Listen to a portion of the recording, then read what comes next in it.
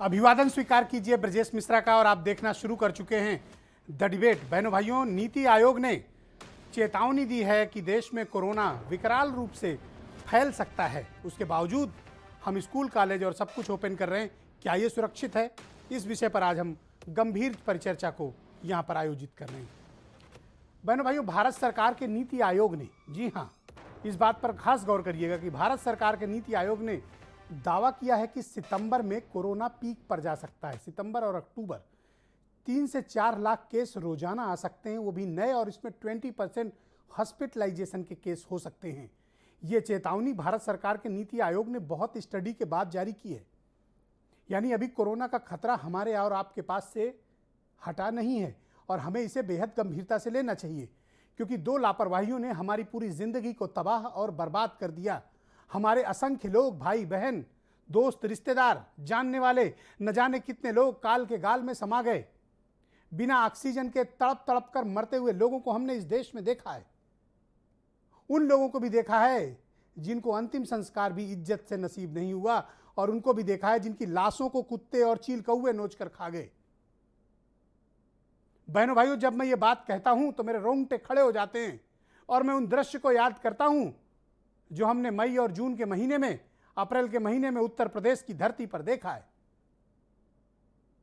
आज मैंने इस परिचर्चा को इसलिए आयोजित किया है क्योंकि आज से स्कूल, कॉलेज खोल दिए गए हैं, कोचिंग संस्थान और तमाम शैक्षणिक संस्थानों को ओपन कर दिया गया और हम कंप्लीटली अनलॉक हो चुके हैं। क्या यह सही वक्त है हमें सब तरह की पाबंदियों को हटा लेने का? जवाब है नहीं, क्योंकि जो एक्सपर्ट्स हैं, जो नीति आयोग के साथ काम कर रहे हैं, वो कह रहे हैं कि कोरोना आपके नज़दीक है और सितंबर अक्टूबर में यह भयानक तरीके से फैल सकता है। तो फिर क्या कारण है कि हम इतनी जल्दबाजी में हैं? क्या हम पर बाजार का दबाव है, या हम पर टैक्स उगाहने का दबाव है, या फिर हमने जरूरी बंदोबस्त कर लिए हैं? जरूरी बंदोबस्त नहीं है। आपको हकीकत का सामना करना चाहिए। मत भूलिए कि अप्रैल मई के महीनों में क्या हुआ था, जून के महीने तक कैसे हालात थे उत्तर प्रदेश के भीतर। अगर हम सब अनलॉक कर रहे हैं तो क्या हमारी प्रिपरेशन का लेवल वो है? जवाब है नहीं। तो फिर हम खोल क्यों रहे हैं? आज से तमाम स्कूल, कॉलेज खोल दिए गए हैं और बहनों भाइयों, उत्तर प्रदेश में वैक्सीनेशन की स्थिति पूरे देश में नीचे से चल रही है। हम वैक्सीनेशन के मामले में सबसे फिसड्डी राज्यों में से एक हैं।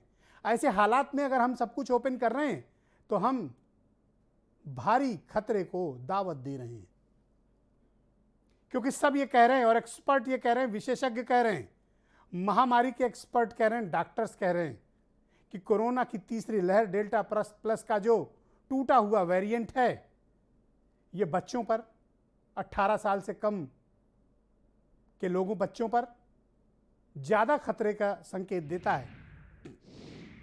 लैंसेट की स्टडी में भी ये बात सामने आई है कि पहली लहर में बुजुर्ग, दूसरे में यंग एज के लोग, और तीसरी लहर हमारे बच्चों के लिए ठीक नहीं। खतरा है और खतरा हमारे आपके पास विद्यमान है। मैं हमेशा से कहता हूं कि कोरोना को हम विज्ञान से हरा सकते हैं, नेता नहीं हरा सकते हैं उसको, आईएएस आईपीएस अफसर नहीं हरा सकते हैं। कोरोना को विज्ञान, महामारी एक्सपर्ट और डॉक्टर्स ही हैंडल कर सकते हैं। कृपया मेरा सरकारों से निवेदन है कि इस मामले में कोई भी एडवाइजरी वो खुद न जारी करें। कोई भी एडवाइजरी डॉक्टर्स और विशेषज्ञों के पैनल द्वारा जारी हो। वो जब ये कहें कि अब कोई खतरा नहीं है, हमको सब कुछ अनलॉक कर दिया जाना चाहिए, स्कूल, कॉलेज खोल दिए जाने चाहिए, तभी सरकारों को इस तरह के आदेश देने चाहिए। क्योंकि कोरोना के बारे में सरकारों को कुछ नहीं पता है, नेताओं, मंत्रियों को कुछ नहीं पता है। इसके बारे में विशेषज्ञ लोग ही बेहतर जानकारी दे सकते हैं। और ये बात मैं शुरू से, पिछले 1.5 साल से अधिक वक्त से ये बात कहता आ रहा हूं कि कोरोना की हैंडलिंग एक्सपर्ट के जरिए होनी चाहिए। डॉक्टर्स और महामारी के विशेषज्ञ करें। हमें इस पर व्यापक स्टडी करनी चाहिए। लेकिन हम देखते हैं कि हम फायर फाइटिंग तब करते हैं जब हमारे घर आग लगी होती है, आग बुझाने तब दौड़ते हैं जब आग लग चुकी होती है। हम पहले से कोई भी प्रिकॉशन नहीं लेते हैं। अगर इन बच्चों को कुछ हो गया तो क्या हम इन्हें ऑक्सीजन उपलब्ध करा पाएंगे? जवाब है नहीं। क्या हम इन्हें अस्पताल में बेड उपलब्ध करा पाएंगे? जवाब है नहीं। क्या हम इन्हें इलाज और रेमडेसिविर या दूसरे जरूरी दवाएं दे पाएंगे? जवाब है नहीं। क्या हम इनका समुचित मात्रा में कोरोना का टेस्ट कर पाएंगे?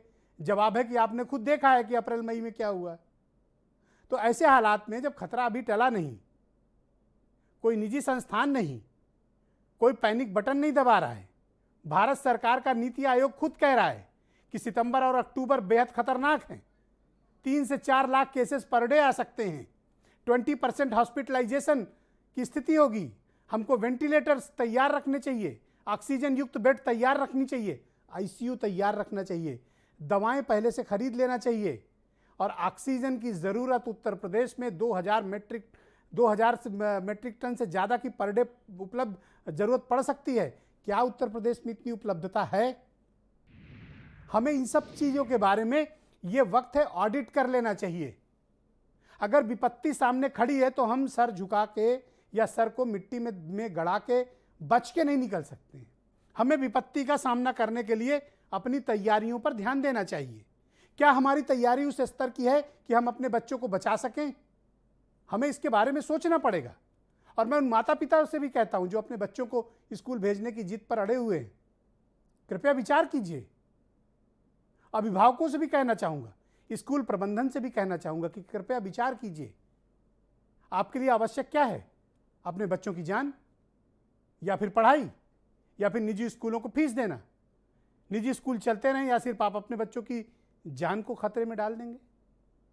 इस बात से मैं सहमत हूं कि क्वालिटी ऑफ एजुकेशन में गिरावट आएगी, बट नेचुरल है कि आएगी, निश्चित आएगी। मैं सहमत हूं इस बात से कि शिक्षा के स्तर में गिरावट आएगी 1-2 साल में, लेकिन हम उसे रिकवर कर सकते हैं। आने वाले समय में हम बच्चों को ज़्यादा से ज़्यादा पढ़ाई पर फोकस करके उसे रिकवर कर सकते हैं, लेकिन किसी की जान चली गई तो वो रिकवर नहीं कर सकते। इस हकीकत को आप कब स्वीकारिएगा? विपत्तियों का पहाड़ आपके समक्ष आने वाला है फिर से, और ये चेतावनी मैं एक्सपर्ट्स की ओपिनियन के जरिए आप तक पहुंचा रहा हूं कि आने वाले वक्त में कोरोना का खतरा हमारे और आपके ऊपर भयानक और बहुत ही भयानक है। मैं डरवा नहीं रहा हूं, हमेशा की तरह आपको सलाह दे रहा हूं।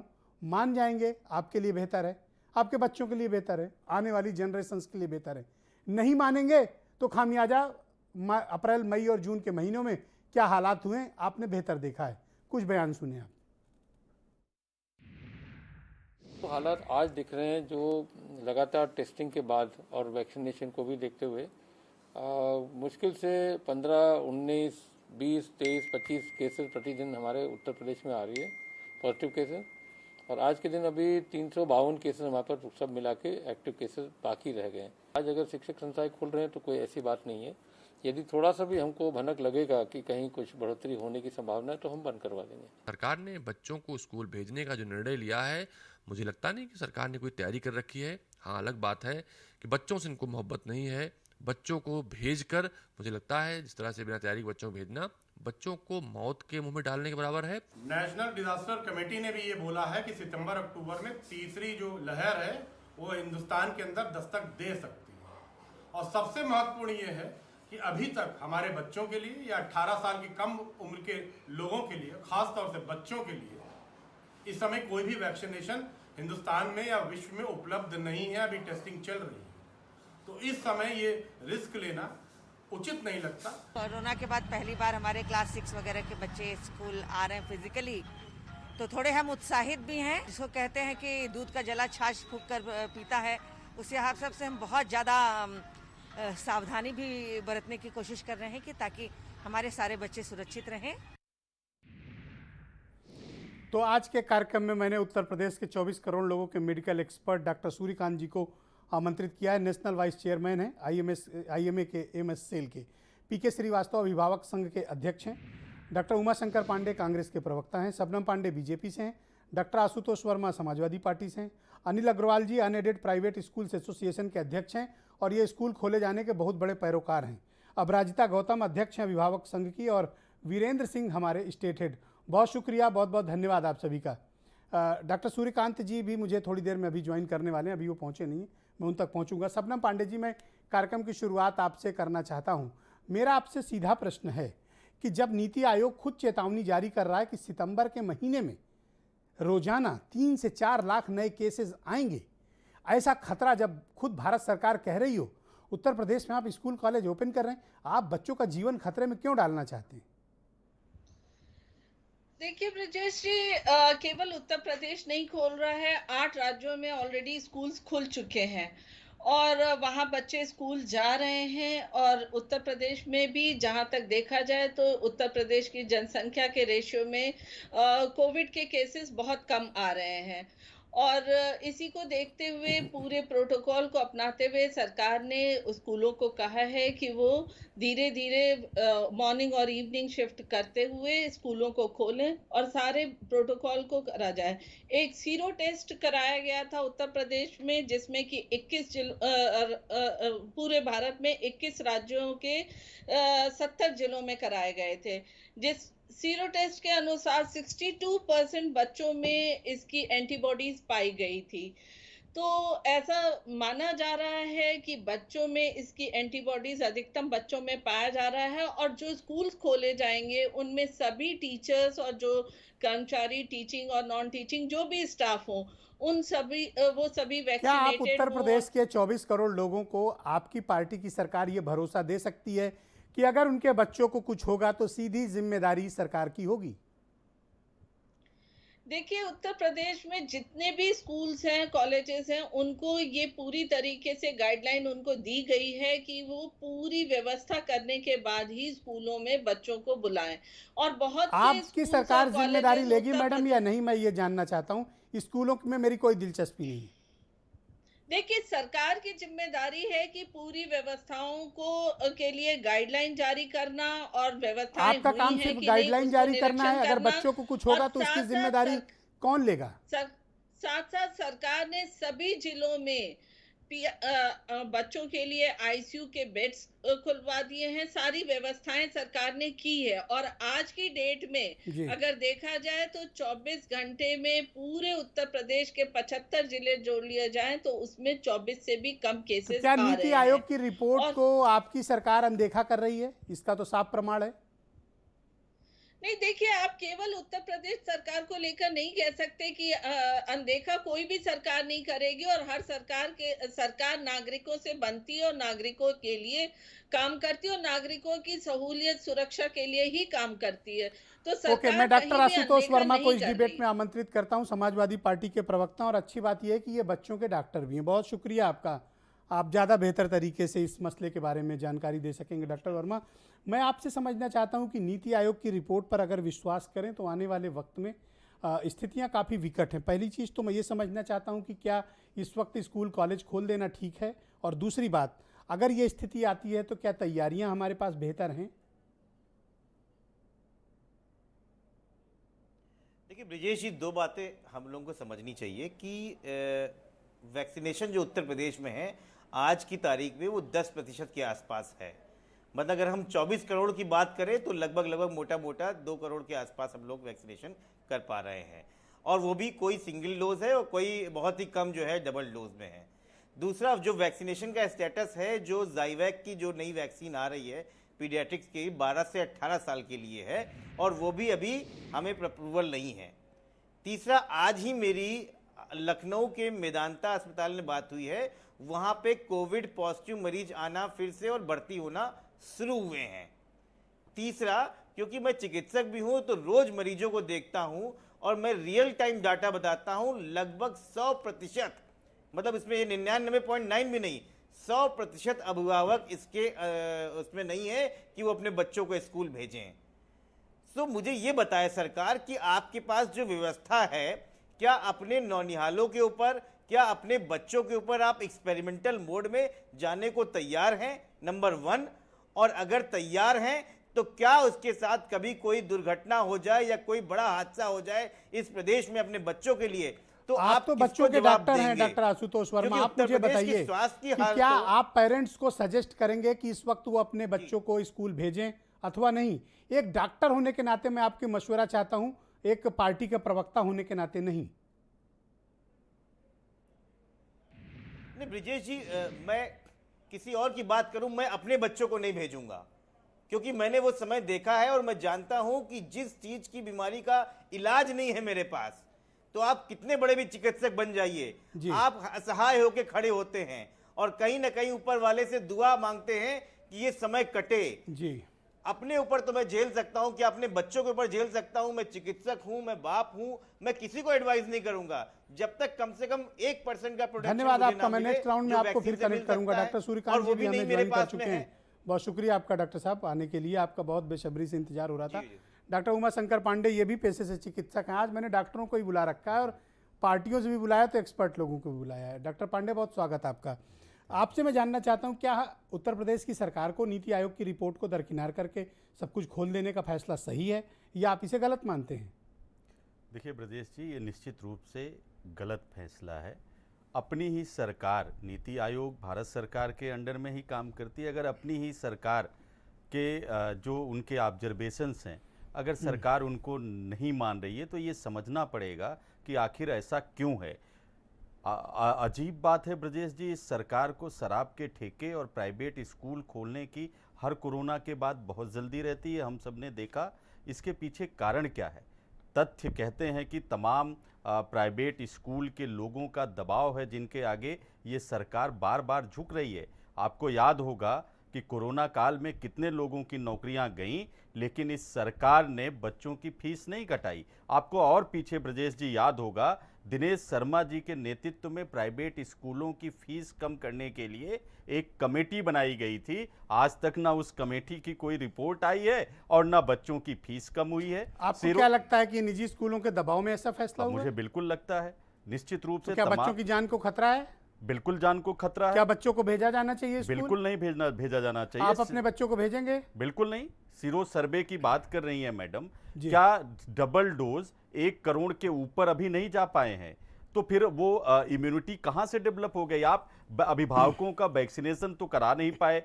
24 करोड़ की आबादी वाले उत्तर प्रदेश में महज 1 करोड़ लोगों को डबल डोज लगा है। बमुश्किलन आपने सब मिला के 5 करोड़ लोगों को सिंगल डोज दिया है। और होर्डिंग आपने कितनी लगा दी पूरे देश में? मैं दावे के साथ कह रहा हूं, शबनम जी साथ में चलें, चेक कर लेते हैं कि उत्तर प्रदेश में डबल डोज वाली वैक्सीन ज्यादा लगी है या पूरे देश में आपकी होर्डिंग ज्यादा लगी है। होर्डिंग आपने ज्यादा लगाई है, आपको बच्चों के जान के खतरे को आभास नहीं हो रहा। बाकी लोगों की ओपिनियन भी आने दीजिए। पीके श्रीवास्तव जी, आप मुझे बताइए कि जब नीति आयोग बार बार आपको चेतावनी दे रहा हो कि सितंबर में पीक पर होगा कोरोना और 4 से 5 लाख केसेस आ सकते हैं, उस वक्त आप स्कूल कॉलेज खोलने का फैसला ले रहे हैं, क्या ये उचित फैसला है? देखिए ब्रजेश जी, जो स्कूल के प्रबंधक लोग हैं वो बहुत बड़ी ताकतवर लोग हैं और उत्तर प्रदेश सरकार ने आदेश जारी किया है कि आप अगर बच्चे को भेजते हैं तो अगर बच्चे को संक्रमित हो जाते हैं तो अभिभावक की पूर्ण से जिम्मेदार होगा, ना ही स्कूल मैनेजमेंट उसकी जिम्मेदारी लेगा और ना ही उत्तर प्रदेश सरकार जिम्मेदारी लेगी। डॉक्टर तेहन ने अभी अपने बयान में कहा कि बच्चे को स्कूल भेजना इस समय उचित नहीं है क्योंकि तीसरी लहर आ चुकी है। आप लोग सरकार में बात करते हैं, कोई रिप्रेजेंटेशन देते हैं कि कृपया ऐसा ना करें? हम लोगों ने एक्सपर्ट्स की ओपिनियन लेकर ही काम करें। हम लोगों ने रिप्रेजेंटेशन दिया कि कोरोना महामारी में फीस है जो सरकार द्वारा निर्धारित की जाए, लेकिन 1 साल से ऊपर हो गया, उत्तर प्रदेश सरकार ने कोरोना महामारी की फीस अभी तक तय नहीं की गई है जी। और अभिभावकों के ऊपर आप क्या चाहते हैं कि ये स्कूल कॉलेज खुलें अथवा ना खुलें? बिल्कुल स्कूल नहीं खुलने चाहिए क्योंकि 3rd लहर जल्द से जल्द आने वाली है जी। और अभिभावकों को मैं अनिल अग्रवाल जी को इस डिबेट में आमंत्रित करता हूं, ये अध्यक्ष हैं एडेड प्राइवेट स्कूल्स एसोसिएशन के। अग्रवाल जी, मुझे ये बताया गया है कि आप स्कूल कॉलेज खुलवाने के बहुत बड़े पैरोकार हैं और आप कई बार रिप्रेजेंटेशन और पत्र वगैरह भी सरकार को लिख चुके हैं। मैं जानना चाहता हूं कि बच्चों की जान को खतरे में डालकर आप सब लोग स्कूल क्यों खुलवाना चाहते हैं? क्या आपको नीति आयोग की रिपोर्ट पर विश्वास नहीं? और दूसरी बात, अगर बच्चों को कुछ हो जाता है तो क्या आपका एसोसिएशन और आपका स्कूल कॉलेज मैनेजमेंट और सरकार इसकी जिम्मेदारी लेंगे? धन्यवाद ब्रजेश जी इस डिबेट में आमंत्रित करने के लिए। मैं अभी अपने सपा के प्रवक्ता, कांग्रेस के प्रवक्ता और पेरेंट एसोसिएशन के पीके श्रीवास्तव जी को सुन रहा था, शबनम जी को भी सुना। किसी ने 2 करोड़ बोला, किसी ने 1 करोड़ बोला वैक्सीनेशन, तो आंकड़े तो आप लोग बेहतर जानते होंगे। मेरी जहां तक जानकारी 6.5 करोड़ के ऊपर है। खैर मैं उसमें नहीं, हमारा सीधा सवाल स्कूलों से लिंक है। पैरोकारी की जहां तक बात करी जाए, बच्चों की एजुकेशन कहीं ना कहीं, और आप ही ने शुरुआत में बोला कि गुणवत्ता प्रभावित हो रही है। हम लोगों को इस बात को देखना पड़ेगा, अगर लॉकडाउन जब शुरुआत में लगा था, मैं पिछले वर्ष में जा रहा हूँ, 22 मार्च जनता कर्फ्यू, 25 मार्च लॉकडाउन, सबसे पहले 17 मार्च को स्कूल कॉलेज बंद कर दिए गए। आज 2021 में सबसे बाद में स्कूल कॉलेज खोले गए जब सारी चीजें हैं। आज प्रदेश में अभी आज ही की न्यूज है, एक भी केस नहीं था। आपने नीति आयोग की बात करी तो मैं बोलता हूं डायरेक्टर ICMR और डॉक्टर रणदीप गुलेरिया के जो स्टेटमेंट्स आए हैं उनको सुने, उन्होंने अपनी जो बात रखी है उसको समझे। भारत सरकार के नीति आयोग की रिपोर्ट पर विश्वास क्यों नहीं है? उनके पास, आपको पता है, नीति आयोग के पास देश का सबसे बड़ा पैनल होता है एक्सपर्ट्स का, और वो कोई भी ओपिनियन ऐसे यूं ही जारी नहीं करते हैं। आप सितंबर तक वेट क्यों नहीं कर सकते हैं? देखिए केंद्र, नहीं, एक मेरी बात समझें कि उसके पहले डायरेक्टर ICMR ने भी अपनी बात, और डॉक्टर रणदीप गुलेरिया जो इस बीमारी से बहुत हद तक एम्स के बहुत रिनाउंड, सभी लोग जानते हैं उनको, उनकी चीजों को, और हमारे माननीय मुख्यमंत्री जी इतने संवेदनशील हैं। आज मैं इसमें संवेदनशीलता का कोई प्रश्न नहीं भाई साहब, ये विज्ञान है, बंद हुए थे, ये एक बीमारी है, इसमें कोई संवेदनशीलता काम नहीं करेगी। अगर किसी बच्चे को कुछ हो गया तो क्या अनिल अग्रवाल इस बात की जिम्मेदारी लेंगे? मैं पेरेंट्स से कहूंगा कि अगर किसी के बच्चे को कोरोना होता है तो वो अनिल अग्रवाल को सीधे इसके लिए जिम्मेदार घोषित करें। हाँ देखिए, फिर तो यही वाली बात हो ना, पेरेंट्स जब अपने घर से निकलते हैं और कहीं जाते हैं और वो किसी ऑफिस में कार्य करते हैं और उनको कोविड हो जाता है तो जिम्मेदारी तो सवाल ये कि अगर बच्चों को हो गया तो उनको तो वैक्सीनेशन भी नहीं है। कल रक्षाबंधन आपका स्कूल चलता रहे, नहीं, आपकी जेब भरती रहे, आपका अकाउंट फुल पैसे से भरता रहे, आप ये बताइए, आपका स्कूल चले, इसके लिए क्या आप बच्चों की जिंदगी को खतरे में डाल देंगे? आप क्या बच्चों की जिंदगी को खतरे में डाल देंगे? अग्रवाल जी, आपका स्कूल चले, आपके पैसे भरते रहे, उस कारण आप किसी की जिंदगी को खतरे में डाल देंगे? क्यों ना आपके खिलाफ मुकदमा चलाया जाए अगर किसी को कोरोना हो जाता है तो? पेरेंट्स का जो मैंने रुख देखा है और जनरली जो बात आती है वो सिर्फ और सिर्फ मुद्दा फीस पे आके टिकता है। मैं फीस की कोई बात ही नहीं कर रहा हूँ, फीस को लेकर मैं फीस को किनारे रखता हूँ, मैं तो बच्चों के जीवन की बात कर रहा हूँ, फीस का कोई इशू नहीं करी अभी मैं सिर्फ ये कह रहा हूँ कि आप लोग इस बात का दबाव सरकार पे बना रहे हैं ताकि आपके पैसे आपके खातों में पैसे आए, आपकी जेब भरती रहे, आप बच्चों की जिंदगी खतरे में डाल रहे हैं। देखिए अभी आपने भी यही बात बोला ना, खाते में पैसे आए, जेब भरती रहे, तो घुमा फिरा के तो फीस पे मुद्दे पे आ जा रहे हैं। मैं फीस को किनारे करिए, आप क्यों खोलना चाहते हैं? तो हम लोगों ने कहीं किनारे आप क्यों खोलना चाहते हैं स्कूल? मुझे एक कारण, ठोस कारण बताइए भाई। कहीं ना कहीं बच्चे, आप उन बच्चों से बात करिए ना जिन्होंने आज ऑफलाइन, मैंने कही है बात बच्चों से, तभी तो आया हूं डिबेट करने। 1 घंटे का प्राइम टाइम दे रहा हूं, इसीलिए दे रहा हूं। अभी अभिभावकों का हम लोग के, मैं वही कह रहा हूं ना, हमारे विद्यालय में भी बच्चे आए, बहुत अन्य विद्यालयों में भी बच्चे आए, वो बकायदा आ रहे हैं, पढ़ रहे हैं। आप मुझे एक ठोस तर्क दीजिए कि इस कारण आप स्कूल खोल रहे हैं, एक कारण बताइए।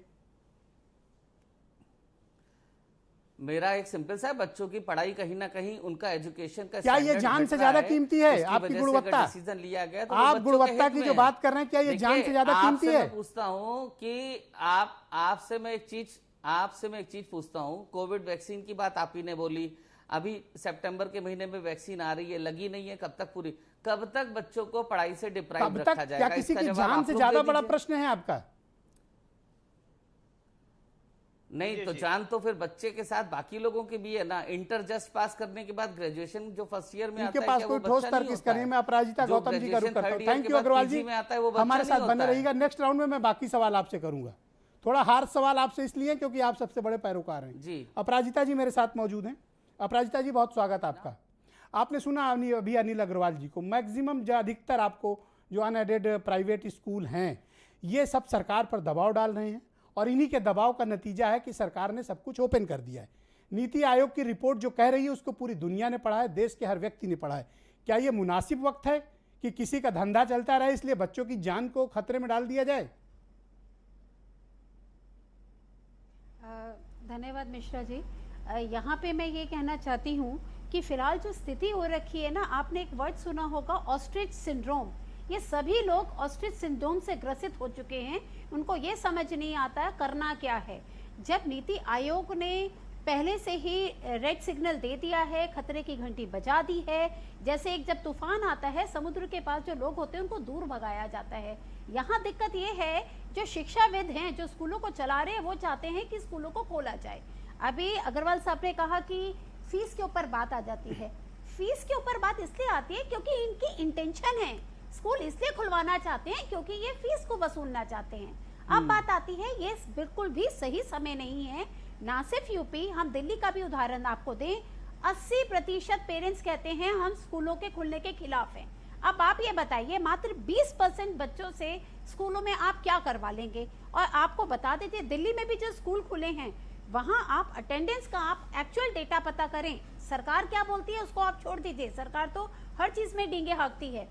एक्चुअल जो डेटा बताता है 8 से 10% मैक्सिमम जा रहे हैं बच्चे। आप ये बताइए, हमें तो समझ नहीं आता, बच्चे हमारे टेंशन स्कूल मैनेजमेंट लेती है। ये एक हास्यप्रद बात हो जाती है हमारे साथ। कितना कंसर्न है कि क्वालिटी ऑफ एजुकेशन। मैं तो हैरत में हूँ भाई, ये प्राइवेट स्कूल वाले गुणवत्ता की बात करने लगे, ये तो चमत्कार है।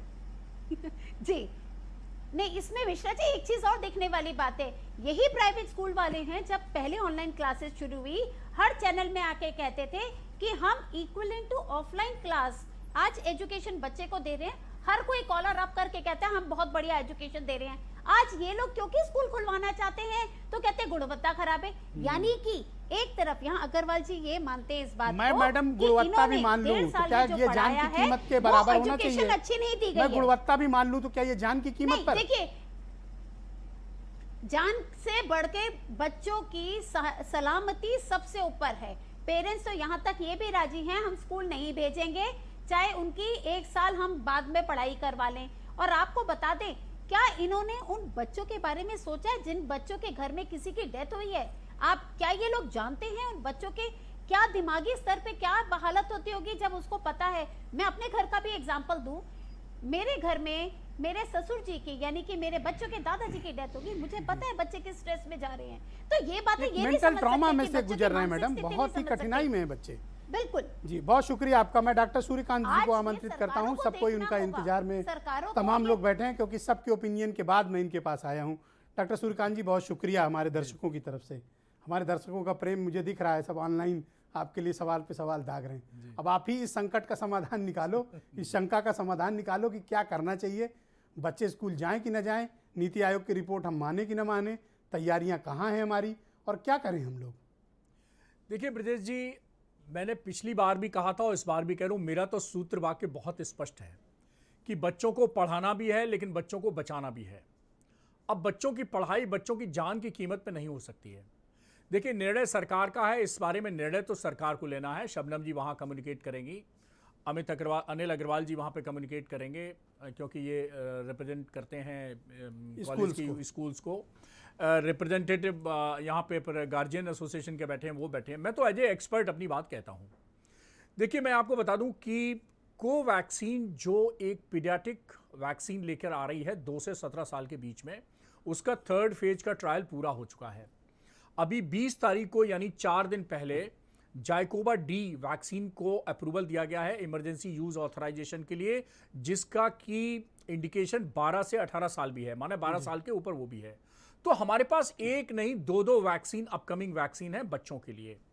तो मेरा तो पहला मानना है कि फर्स्ट प्रायोरिटी हमारी होनी चाहिए कि बच्चों का हम सबको छोड़ के, बच्चे बहुत प्रायोरिटी पे हैं, उनकी स्कूली शिक्षा भी जरूरी है। 1.5 साल से उन्होंने फिजिकल क्लासेस नहीं अटेंड किए, वो खोलना बहुत जरूरी है। मैं भी सिद्धांत सहमत हूं कि ऑफलाइन जो एजुकेशन होती है या फिजिकल एजुकेशन होती है वो ऑनलाइन एजुकेशन उसका विकल्प नहीं बन सकता, ये सबको मालूम है।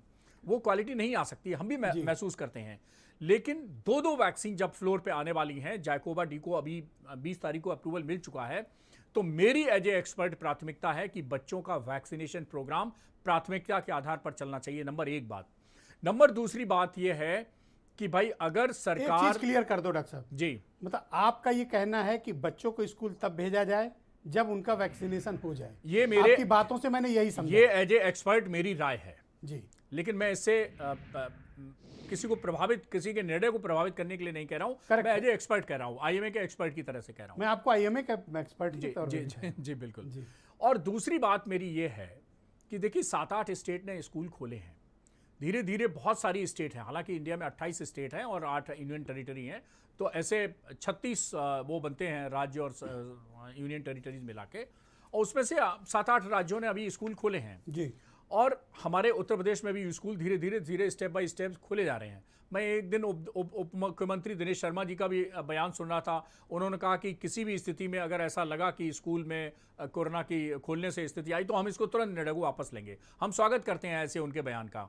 लेकिन मैं आपको बता दूं कि दूसरी जो मेरी स्थिति है कि मान लीजिए स्कूल खोलना ही पड़े और कुछ अभिभावक, ऐसा भी बताया गया है कि वो जिद पे अड़े हैं, अनिल अग्रवाल जी को शायद उन्होंने रिप्रेजेंटेशन दिया है कि नहीं साहब हमारे बच्चे, हम तो पढ़ाना ही चाहते हैं, हमारे बच्चे घर में परेशान हो रहे हैं, बोर हो रहे हैं, मानसिक रूप से परेशान हो रहे हैं, ऐसा भी कुछ अभिभावक हैं 10-20%।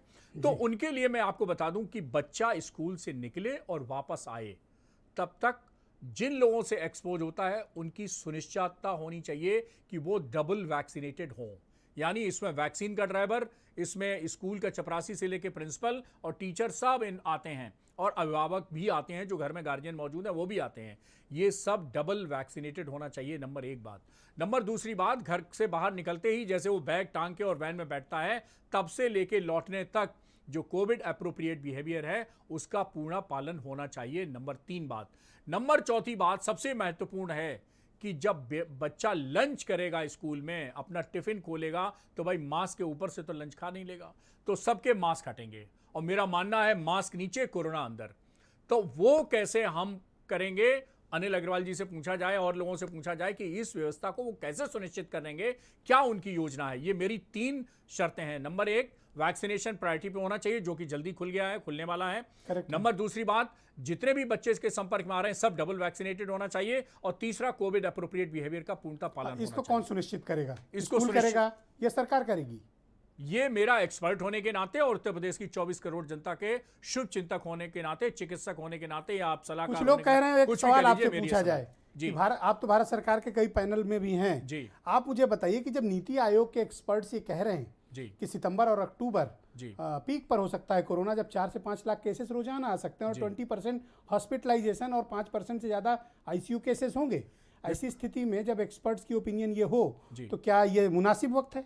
देखिए, अभी बीच में डॉक्टर गुलेरिया का नाम आया था, बहुत उनका मान है, सम्मान है, एम्स दिल्ली जैसे डायरेक्टर हैं, और मैं आपको उनके करीब 1.5 महीने पहले का एक वक्तव्य बता रहा हूं। उन्होंने खुद कहा था कि तीसरी वेव अगस्त में आएगी। वो तो ईश्वर की कृपा है कि वो अगस्त में नहीं आई जी, लेकिन इसका मतलब बिल्कुल नहीं है। दुनिया के इतने देशों के आप एग्जाम्पल दे चुके हैं, जब बड़ी बड़ी शक्तियां जिनका हेल्थ केयर इंफ्रास्ट्रक्चर बहुत बड़ा है, मजबूत है, उनके यहाँ 3rd वेव 4th वेव आ रही है, तो कोई हमें गारंटी नहीं मिली हुई है कहीं से कि हमारे यहाँ 3rd वेव नहीं आएगी। ठीक है, करेक्ट बात। दूसरी बात यह है कि नीति आयोग के अतिरिक्त एक जो नेशनल डिजास्टर मैनेजमेंट जो हमारी अथॉरिटी है पूरे नेशन की, उसने भी कहा है कि सितंबर से 3rd वेव शुरू होगी और अक्टूबर में उसका पीक होगा और 5 से 6 लाख पर डे केसेस आ सकते हैं। तो क्या आप ये सजेस्ट करते हैं कि सितंबर और अक्टूबर हमें ज्यादा सावधान रहना चाहिए? देखिए, हमें तो 24 घंटे सावधान, मैं तो ये कह चुका हूं कि 3 महीने हमारे लिए बहुत महत्वपूर्ण हैं। आज से नहीं, मैं पिछले 6-7 महीने से कह रहा हूं ये बात। सितंबर, अक्टूबर, नवंबर, ये मेरा पहले का प्रेडिक्शन है, आज से नहीं 6 महीने का। ये 3 महीने अगर हमने बचा लिए तो हम इस देश को कोरोना मुक्त कर देंगे। ये 3 महीने हमारे लिए बहुत ही महत्वपूर्ण है, बहुत ही महत्वपूर्ण। बहुत शुक्रिया आपका डॉक्टर साहब। नेक्स्ट राउंड में बाकी आपकी ओपिनियन मैं लूंगा। वीरेंद्र जी, आप मुझे बताइए कि बच्चों के स्कूल वगैरह सब खोल दिए गए हैं, नीति आयोग की रिपोर्ट कुछ और कह रही है, कोरोना का फैलाव भी तेजी से देश में हो रहा, अभी भी 35,000 से ज़्यादा केसेस तो पर डे भारत में मिल ही रहे हैं और 350 से ज़्यादा मौतें प्रतिदिन हो रही हैं। ऐसे हालात में क्या स्कूल कॉलेज खोल देना ठीक है? बिल्कुल, देखिए ये बहुत बड़ा विषय है और हर घर से और हर परिवार से, हर व्यक्ति से जुड़ा है जिसके बच्चे हैं और लगभग हर घर में है। भारत सरकार को, पीएमओ को एक रिपोर्ट दी गई है और अभी डॉक्टर साहब बता रहे थे राष्ट्रीय आपदा प्रबंधन संस्थान द्वारा ये रिपोर्ट दी गई है, जिसमें ये कहा गया है कि अक्टूबर में तीसरी लहर का पीक आएगा। तो ये तो बहुत साफ है कि चेतावनी पहले से है। विशेषज्ञ बार बार कह रहे हैं कि इसमें बच्चों की जान को, बड़ों की जान को, दोनों को समान रूप से खतरा होगा। अगर सरकारें नहीं मानती हैं, वो स्कूल खोलती हैं, तो वो जोखिम, ये तो सरकारें तो ये भी पकड़ के पल्ला झाड़ लेंगी कि माँ बाप ने कंसेंट दिया था तब बच्चे स्कूल गए थे, हमने ज़बरदस्ती घर से पकड़ के थोड़ी लाए। ये तो हर जगह पल्ला झाड़ लेंगे। और अभी उस पर थोड़ी बाद में आऊँगा, पहले मैं इस पर आता हूँ कि अगर हमारे यहाँ बच्चे संक्रमित होते हैं तो हमें बड़ी संख्या में बाल चिकित्सालयों की, बाल रोग विशेषज्ञों की, वेंटिलेटर की, एम्बुलेंस की, स्पेशलाइज्ड चीज़ों की बड़ी ज़रूरत होगी। और पहली 2 बार हमने देखा है कि कैसे हम इस पर, हमारे हाथ खाली हो गए थे और सड़क पर लोग तड़प तड़प के मर गए। आज देश में जो टीकाकरण का औसत है वो मात्र 7.6 है, यानी कि 10.6 करोड़ लोगों को टीका लगा है। ये जो राष्ट्रीय आपदा प्रबंधन संस्थान है इसने ये रिपोर्ट दी है। माना यह जाता है कि अगर 80% लोगों में टीकाकरण हो जाए तो आप स्कूल कॉलेज खोल सकते हैं, तब ये जोखिम एकदम कम हो जाएगा। लेकिन अभी वो स्तर पर हमें पहुंचने में बड़ा समय लगेगा, उसके लिए बहुत तेज़ी से टीकाकरण कार्यक्रम को और आगे बढ़ाना पड़ेगा। आज भी देश में 3.3 लाख लोग कोरोना से पीड़ित हैं, मरीज इस समय, और केरला और महाराष्ट्र इसकी चपेट में है। दूसरी बात, अगर हम देश के बाहर बात करें तो फिलीपींस, न्यूजीलैंड, वियतनाम, थाईलैंड, यहाँ सब पर लॉकडाउन बढ़ाया गया है, 1 महीने का लॉकडाउन हो गया है। ये सब मैं इसलिए बता रहा हूँ कि जो नन्ही नन्ही आँखें हैं ये पिछले 2 साल से मोबाइल पे पढ़ रही हैं, इनकी आँखों पर चश्मा लग गई है, बचपन में ही बूढ़ी हो गई। और एक साहित्यकार ने लिखा है कि हुकूमत इस तरह आवाम पर एहसान करती है और पहले आंखें छीन लेती है फिर चश्मा दान करती है। तो अब वो वक्त आ रहा है, ये कह रहे हैं 4-4 घंटों में 2 पालियों में हम स्कूल खोलेंगे। अग्रवाल साहब प्राइवेट स्कूलों को खोलने के बहुत बड़े पैरोकार हैं और कहते हैं फीस से लोगों को बड़ी तकलीफ है। भाई तकलीफ क्यों नहीं होगी? तकलीफ होगी क्योंकि नौकरी नहीं है, फीस 5-5 हज़ार, 8-8 हज़ार, 10-10 हज़ार रुपया महीना है, कहाँ से दे आदमी?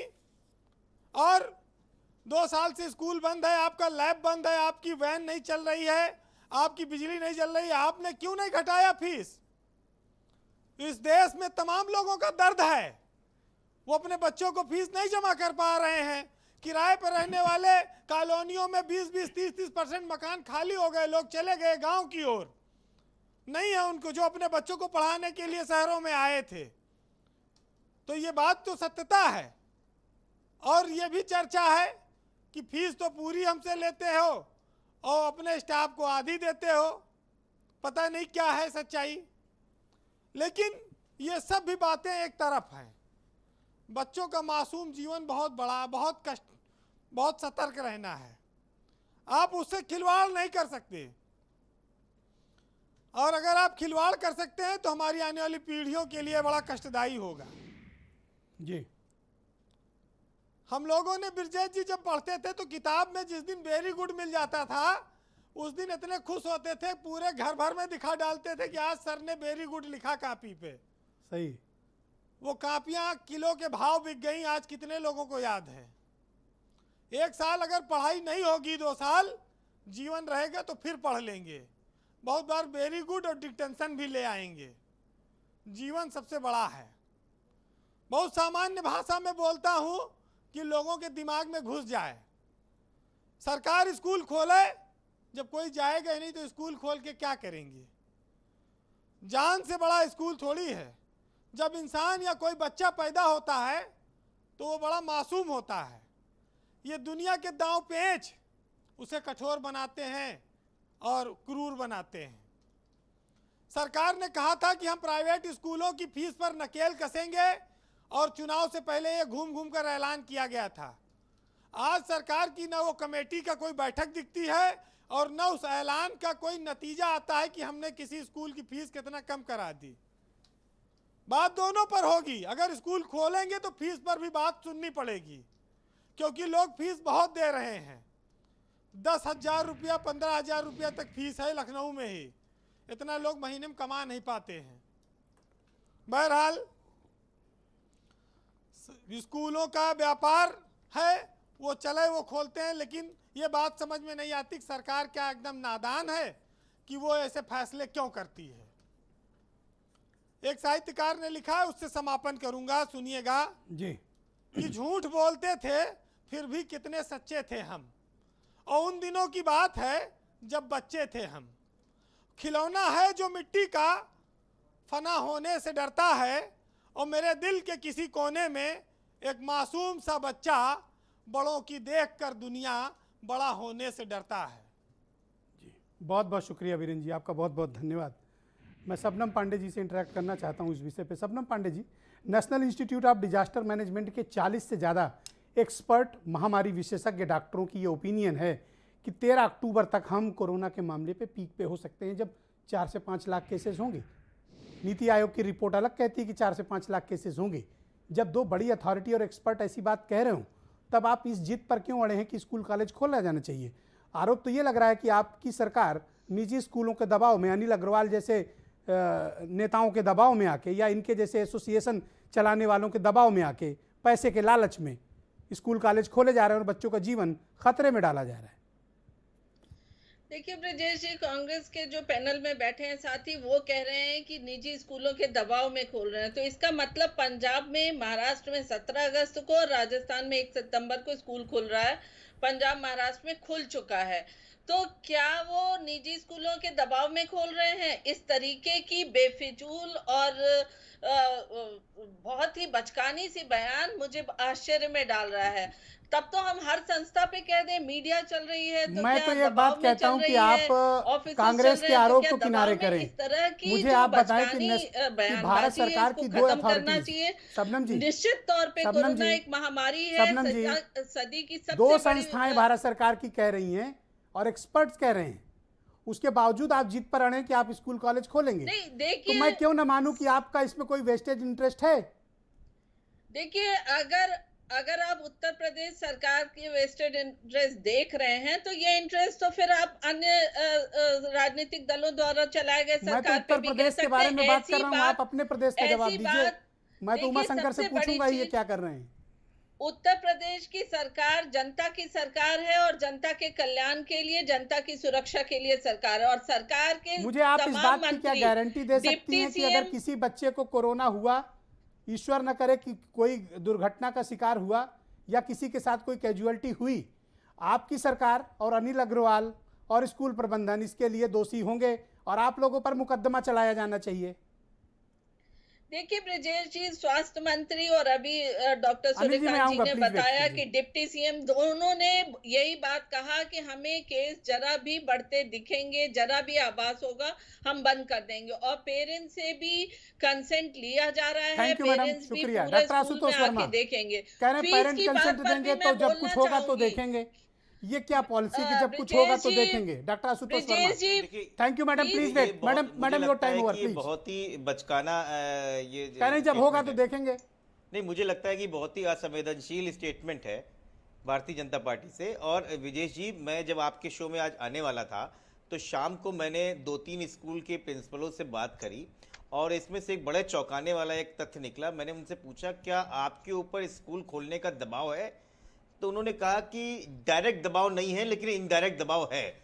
तो मैंने पूछा वो इनडायरेक्ट दबाव किस तरीके का है? तो उन्होंने कहा कि हमसे चिट्ठी ली जा रही है कि आप स्कूल क्यों नहीं खोल रहे हैं। तो मैंने कहा आपके पास क्या जवाब है इसका? तो उन्होंने कहा कि मैंने सर्वे करवाया है अपने स्कूल में, जिसमें 9वीं से 12वीं क्लास के अभिभावक 76% नहीं चाहते हैं कि वो बच्चों को भेजें अभी, और 6ठी से 8वीं तक 78% चाहते नहीं है कि वो स्कूल खोलें। तो 20% बच्चों को लेके स्कूल खोलने का क्या औचित्य होता है, सरकार ये बताए।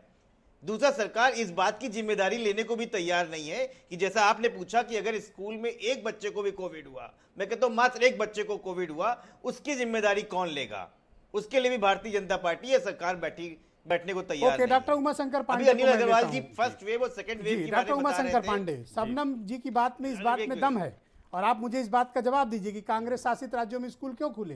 तो आप उत्तर प्रदेश पर सवाल कैसे उठा सकते हैं? पहले अपना घर ठीक करो तब सवाल उठाओ। नहीं, बिल्कुल सवाल उठता है। शायद शबनम जी को पता नहीं है, उत्तर प्रदेश सबसे डेंस पॉपुलेशन वाला एक ऐसा स्टेट है जहां पर आप अपना मातृ शिशु दर तय कर देख लीजिए, आप बच्चों का मृत्यु सुन लीजिए मैडम मैडम, प्लीज, प्लीज, एक हमने दूसरे को आपको डिस्टर्ब ना हस्तक्षेप करें, नहीं प्लीज। किया। आप सुनिए, आप पंजाब से तुलना करती हैं, पर कैपिटा इनकम पंजाब की कितनी है, वहां के कितने इंस्टीट्यूट हैं, कितने पांडे बच्चे जी, हैं, आपको मॉरल और राइट यहाँ क्या पर कहता कितना है कि है, आप आप यूपी इसको पर देख सवाल लीजिए। उठाएंगे नहीं, और नहीं, पंजाब मैं- राजस्थान में स्कूल नहीं, खोलेंगे? मैं किसी का ब्रजेश जी नैतिकता बचाओ का सवाल है नहीं, यहाँ नहीं, पे। बिल्कुल।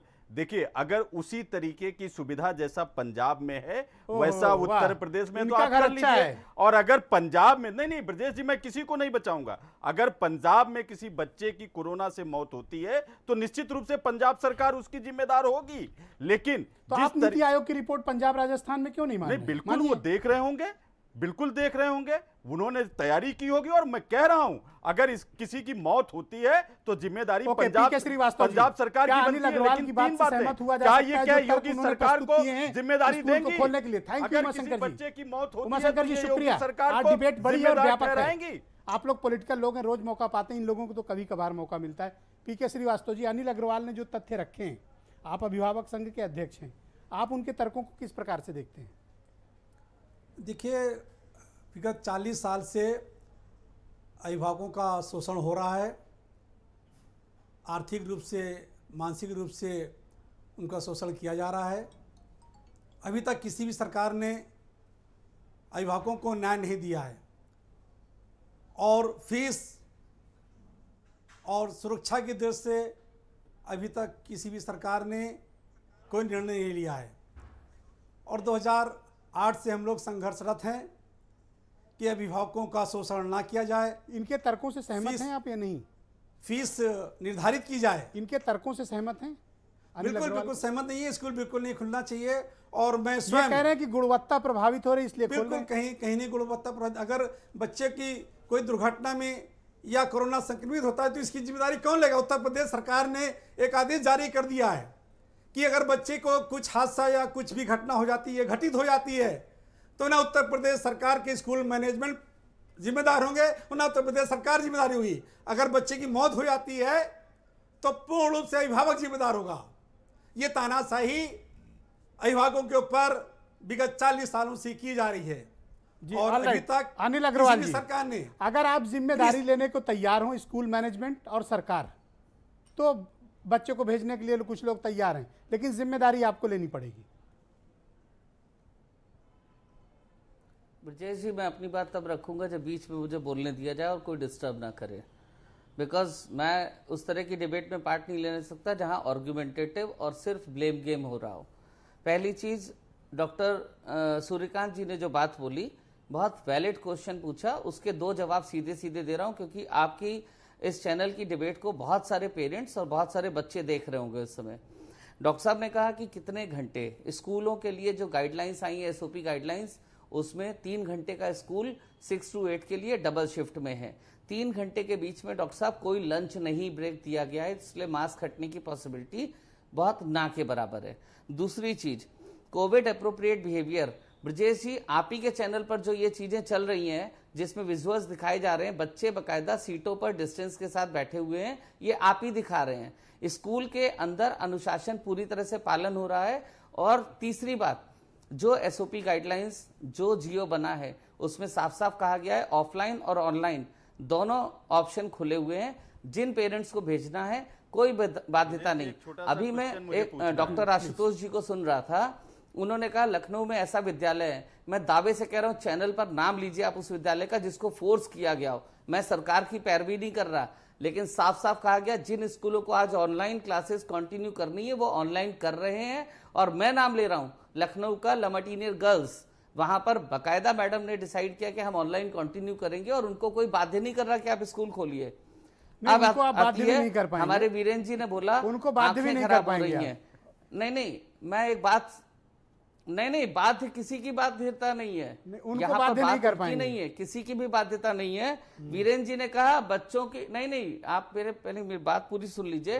बाध्यता की बात नहीं मैं कर रहा। वीरेंद्र जी ने भी कहा बच्चों की आंखें कितना इफेक्ट पड़ रहा है, कंसर्न है आप बच्चों की आंखों आज ऑफलाइन में। मैं कहता हूं आप एक सर्वे थोड़ा कराइए, वक्त कम है, थोड़ा वक्त का अभाव है। मैं अपराजिता जी को जोड़ना चाहता हूं। अपराजिता जी, और क्या जो तर्क आखिरी बात अनिल अग्रवाल एक प्रस्तुत कर रहे हैं, नहीं, क्या अनिल अग्रवाल के तर्कों आखिरी से बात अपराजिता कह जी हम सहमत हो मैं- सकते हैं? मैं एक अपराजिता आखिरी जी बात प्लीज कह गो अहेड। लूं। अनिल जी जब प्लीज, बार-बार ये अनिल जी बात आ रही प्लीज, है सरकार अनिल के जी ऊपर प्लीज, मुकदमा या Aparajita ji please go ahead. Anil Agarwal ji के दिए हुए तथ्यों से, तर्कों से मैं सहमत हूँ। ना तो अनिल अग्रवाल जी के तथ्यों से मैं सहमत हूँ और ना ही जो राजनीतिक पार्टी के प्रवक्ता आ रखे हैं उनसे, क्योंकि यहाँ तो असंवेदनशीलता की है ना, पराकाष्ठा हो चुकी है।